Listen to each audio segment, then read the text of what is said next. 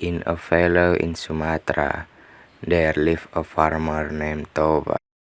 He was a diligent farmer, but unfortunately, his harvest was not always bountiful, and he often went hungry. Because of his hunger, Toba went fishing in the river. He waited a long time and became desperate. When Toba was just about to go home, suddenly something tugged on his fishing line. Toba was excited and started reeling in his fishing line. "Wow, that's a big fish," said Toba. Sure enough, at the end of the line was a large gold scaly fish. Toba immediately brought the fish home to cook. At home, Toba was disappointed because all of his firewood had been used up. There is no firewood here. I'd better go look for some in the fields. Then Toba placed the fish inside the basin while he went to the fields to collect the firewood.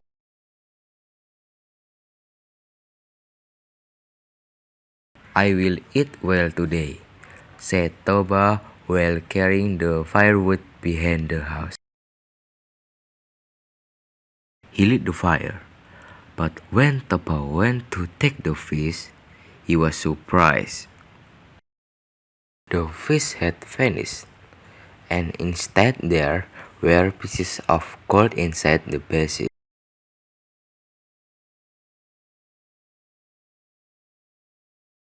"Where is my fish? And whose gold is this?"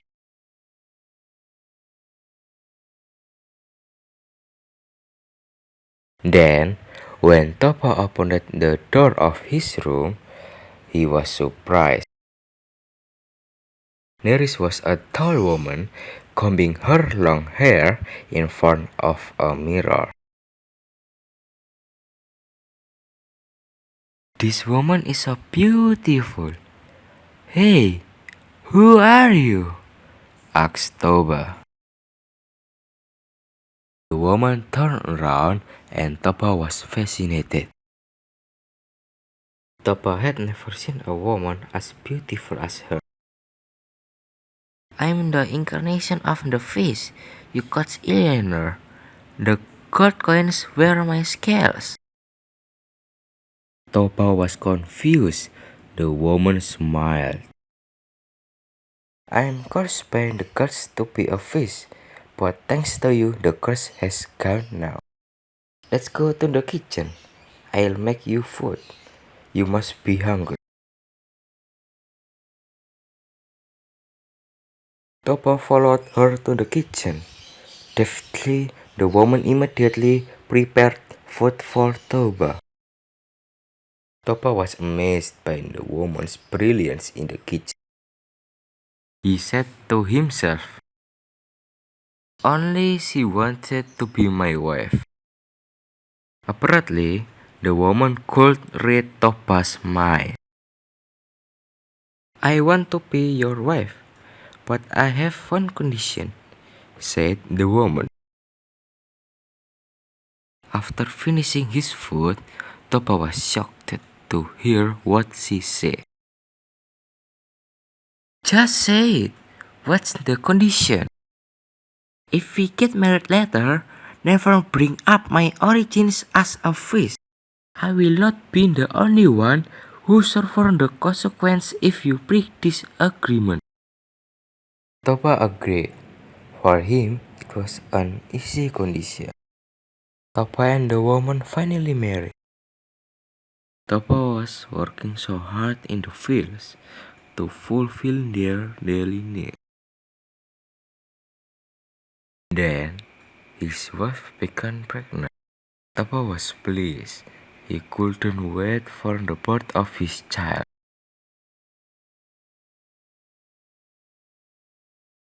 Long after, a baby boy was born. Toba named him Samosia. Samosia grew into a naughty, lazy child. All he did was play around. Toba tried to be patient with Samosir's behavior. Whenever Toba worked in the field, Samosir didn't want to deliver the food his wife cooked for him. In the end, it was Toba's wife who delivered the food to Toba. My wife, you can't spoil Samosir forever. If he continues to be spoiled, it will be harder to control him. Toba's wife smiled and said, "Be patient, my husband. One day, Samosir will change." I've been patient enough with him, my wife, but my patience also has a limit. One day, Toba's wife persuaded Samosir to take food to the fields for Toba. At first, Samosir refused, but his mother continued to convince him. Finally, Samosir agreed. "Alright, Mom, I will deliver this food to father."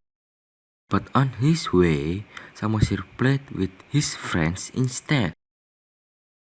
After playing, Samosir felt hungry. "Oh, I'm starving. Ah, I will eat this food." Hehehe. Samosir then ate the food that was supposed to be for his father and left him only a little.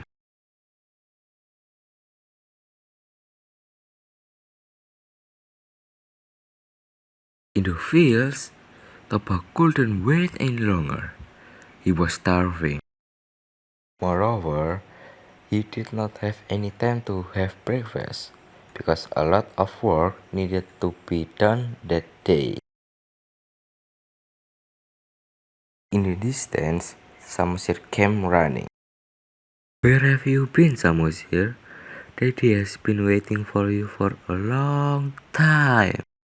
Samosir did not answer and immediately gave him the food. Toba was surprised to find only the leftover. "Hey, Samosir, have you eaten Daddy's food? Your behavior is out of line.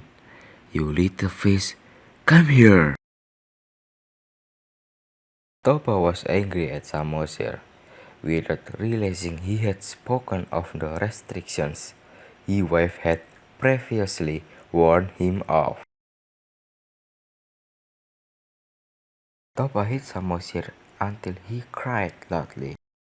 Samosir then ran to the house. "Mother." At home, Samosir told everything to his mother. "Mother, father said I am the child of a fish. This is true, Mom?" Toba's wife felt sad because Toba had broke up her origins. Then she told Samosir to run up the hill. "Samosir, quick, run up to the hill, son, before the flood comes." "Okay, Mom." Samosir obeyed her. Immediately, the sky was dark and lightning struck. A flood appeared from the river.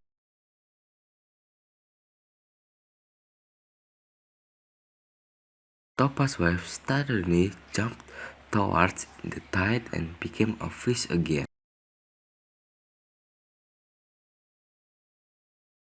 Toba, who was working in the fields, was shocked to see the flood coming towards him. "What's this water? Why is this happening? Ah!"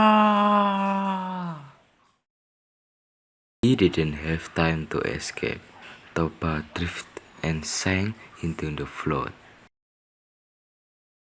Soon the surge flooded the entire valley and left only the top of the hill in the middle where Samosir was hidden.